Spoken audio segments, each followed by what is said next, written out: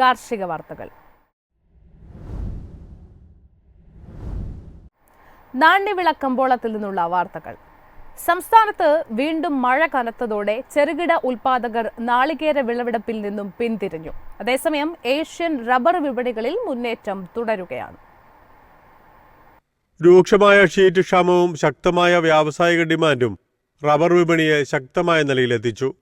Japan മാർക്കറ്റിൽ rubber 13 വർഷത്തിനിടയിലെ ഏറ്റവും ഉയർന്ന നിലവാരത്തിലാണ്. ഇന്ത്യൻ ടയർ ഭീമന്മാർ കേരളത്തിൽ തമ്പടിച്ചിട്ടുണ്ടെങ്കിലും കാര്യമായ ആവേശം ചരക്ക് സംഭരണത്തിൽ കാണാനില്ല. എന്നാൽ ഷീറ്റ് വാങ്ങിക്കൂട്ടുന്നത് തുടരുന്നുണ്ട്. 4ാം ഗ്രേഡ് കിലോ 239 രൂപ. മഴ കനത്തത് ചെറുകിട ഉൽപ്പാദകർക്ക് തിരിച്ചടിയായി. തേങ്ങാവെട്ടിനും കൊപ്ര ഉൽപ്പാദനത്തിനും പലരും താൽപ്പര്യം കാണിച്ചില്ല. പച്ചതേങ്ങ വില ഉയർന്നതിനാൽ നാളികേരമായി തന്നെ വിറ്റുമാറുകയാണ് ഗ്രാമീണ കർഷകർ. ഓണം വരെ നാളികേര ഉൽപ്പന്നങ്ങൾ മികവ് നിലനിർത്താം. ഏലക്ക വിലയിൽ നേരിയ ഉണർവ് ദൃശ്യമായെങ്കിലും സ്റ്റോക്കിസ്റ്റുകളുടെ പ്രതീക്ഷയ്ക്ക് മങ്ങലേറ്റു. തേക്കടിയിൽ നടന്ന ലേലത്തിൽ വന്ന 39,248 കിലോ ഏലക്കയിൽ 37,805 കിലോയും വിറ്റഴിഞ്ഞു. അറബ് നാടുകളിൽ നിന്നും ലഭിച്ച ഓർഡറുകൾ മുൻനിർത്തി കയറ്റുമതിക്കാർ ചരക്ക് സംഭരിച്ചു.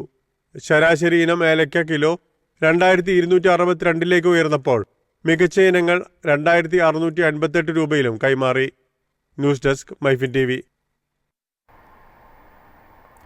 കാപ്പി കൃഷിയിൽ പുതിയ സാങ്കേതിക വിദ്യകൾ ഉൾപ്പെടുത്താൻ കോഫി ബോർഡ് പദ്ധതിയിടുന്നു. ഇന്ത്യൻ കാപ്പികളുടെ ഉൽപാദനക്ഷമതയും ഗുണനിലവാരവും വർദ്ധിപ്പിക്കാൻ ലക്ഷ്യമിട്ടുള്ളതാണ് ഈ നീക്കം. കാപ്പിയുടെ ഗുണമേന്മ ഉറപ്പാക്കാൻ യന്ത്രവൽക്കരണം ഏറ്റെടുക്കാൻ പോവുകയാണെന്നാണ് കോഫി ബോർഡ് സിഇഒയും സെക്രട്ടറിയുമായ KG ജഗദീശ വ്യക്തമാക്കിയത്. കാപ്പി മേഖലയിലെ വിവിധ വികസന പ്രവർത്തനങ്ങൾക്കായി 110 കോടി രൂപ വകയിരുത്തിയിട്ടുണ്ടെന്നും ഇദ്ദേഹം വ്യക്തമാക്കി. ജലസേചനം, വളപ്രയോഗം, യന്ത്രവൽക്കരണം, കൃത്യമായ കൃഷി എന്നിവയുമായി ബന്ധപ്പെട്ടതാണ് പുതിയ സാങ്കേതിക വിദ്യകൾ. കർഷകർക്ക് പുതിയ സാങ്കേതിക വിദ്യകൾ സ്വീകരിക്കുന്നതിന് ബോർഡ് സബ്സിഡി നൽകും. തൊഴിലാളികളുടെ പ്രശ്നങ്ങൾ മറികടക്കാൻ സഹായിക്കുക മാത്രമല്ല, അവരുടെ പ്രോസസ്സിംഗ് ഇൻഫ്രാസ്ട്രക്ചർ നവീകരിക്കുകയും ചെയ്യും. ഫെർട്ടിഗേഷൻ, ജലസേചനം, ഓട്ടോമേഷൻ എന്നിവയുമായി ബന്ധപ്പെട്ട ഉപകരണങ്ങൾക്കും ഫാം അധിഷ്ഠിത പ്രവർത്തനങ്ങൾ ഉൾപ്പെടുന്ന യന്ത്രങ്ങൾക്കും വിലയിൽ 40% വരെ സബ്സിഡി ഉണ്ടായിരിക്കും. രാജ്യത്തെ കാപ്പി കൃഷിയിൽ 2.2 ലക്ഷത്തിലധികം വരുന്ന ഭൂമിയുടെ 98.8% ചെറുകിട കർഷകരാണ്. രാജ്യത്തെ കാപ്പി ഉൽപാദനത്തിന്റെ 70% ചെറുകിട കർഷകരാണ്. ഏകദേശം 3.5 lakh tonne. News desk MyFin TV. രാജ്യത്തെ മൺസൂൺ വിളവെടുപ്പിനെ പ്രതികൂലമായി ബാധിക്കുമെന്ന ആശങ്കയിൽ കർഷകർ. മഴ സെപ്റ്റംബർ അവസാനം വരെ നീണ്ടു നിൽക്കാൻ സാധ്യതയുണ്ടെന്നാണ് കാലാവസ്ഥാ വകുപ്പ് അറിയിച്ചിരിക്കുന്നത്. സെപ്റ്റംബർ പകുതി മുതൽ ന്യൂനമർദ്ദം രൂപപ്പെടാനുള്ള സാധ്യത കൂടുതലാണ്. ഇത് മൺസൂൺ പിൻവലിയുന്നത് വൈകുന്നതിന് കാരണമാക്കുമെന്നാണ് കണക്കുകൂട്ടൽ. അതിശക്തമായ മഴ നെല്ല്, പരുത്തി, സോയാബീൻ, ചോളം, പയർവർഗ്ഗങ്ങൾ എന്നിവയെ നശിപ്പിക്കാനുള്ള സാധ്യതയേറെയാണ്. സാധാരണയായി സെപ്റ്റംബർ പകുതി മുതലാണ് വിളവെടുക്കുന്നത്. വിളനാശമുണ്ടായാൽ ഭക്ഷ്യവിലക്കയറ്റത്തിന് ഇടയാക്കും. മഴയുടെ ഫലമായി മണ്ണിലെ ഉയർന്ന ഈർപ്പം ശൈത്യകാല വിളകളായ ഗോതമ്പ്, ചെറുപയർ എന്നിവയ്ക്ക് ഗുണം ചെയ്യും. രാജ്യത്തെ പകുതിയോളം കൃഷിയിടങ്ങളും സാധാരണയായി ജൂൺ മുതൽ സെപ്റ്റംബർ വരെ പെയ്യുന്ന മഴയെ ആശ്രയിച്ചാണ് മുന്നോട്ടു പോകുന്നത്. ഗോതമ്പ്, പഞ്ചസാര, അരി എന്നിവയുടെ ലോകത്തിലെ ഏറ്റവും വലിയ 2ാമത്തെ ഉൽപാദക രാജ്യമാണ് ഇന്ത്യ. ഈ കാർഷികോൽപ്പന്നങ്ങളുടെ കയറ്റുമതിയിൽ വിവിധ നിയന്ത്രണങ്ങൾ ഏർപ്പെടുത്തിയിട്ടുണ്ട്. അമിതമായ മഴ മൂലമുള്ള എന്തെങ്കിലും നഷ്ടം നിയന്ത്രണങ്ങൾ നീട്ടാൻ രാജ്യത്തെ പ്രേരിപ്പിച്ചേക്കും. News desk MyFin TV. തമിഴ്നാട്ടിൽ കൂൺ കൃഷി കാർഷിക പ്രവർത്തനമായി പ്രഖ്യാപിച്ചു. പോഷകാഹാര ആവശ്യകത നിറവേറ്റുന്നതിന്റെ ഭാഗമായാണ് ഈ പ്രഖ്യാപനം.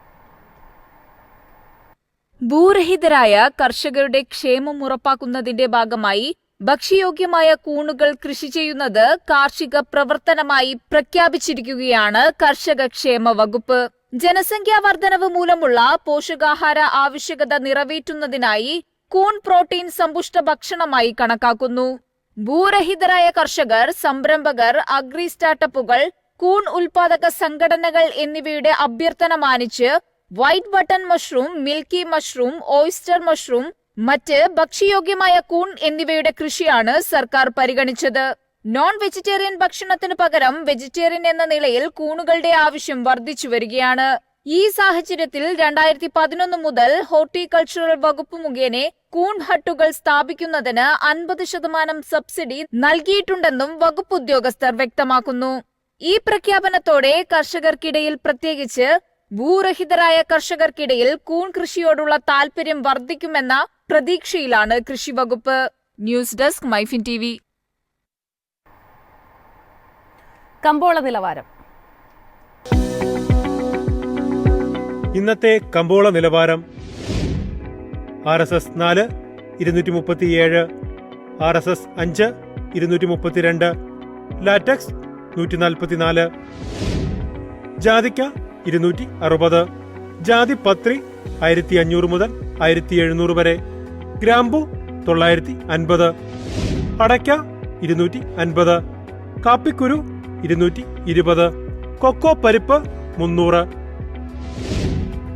കുരുമുളക് ഗാർബിൾ 66,900, കുരുമുളക് അൺഗാർബിൾ 64,900, ഏലക്ക 2,150 മുതൽ 2,250 വരെ, വെളിച്ചെണ്ണ 16,800, കൊപ്ര 11,250, ചുക്ക് 37,000.